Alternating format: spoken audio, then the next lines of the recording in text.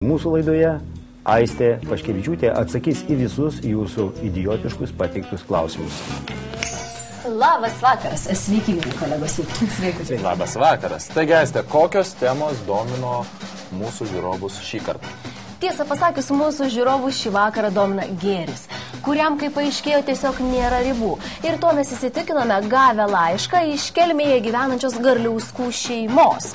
Su liūdėsiu pastebėjome, jog pastaruoju metu varganai sunkiai einasi Astos Baukutės šeimai. Čia tai geras. Vargšiukai turbūt sunkiai verčiasi, nes tik visiškai vargo prispausti žmonės rauna lauk ir nešasi namo rozetes.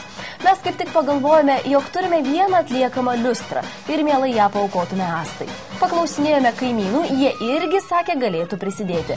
Galbūt ir daugiau žiūrovų sudomintų mintis įsteigti fondą pavadinimu Susimeskime Astos Baukutės šeimai. Astai po rastą.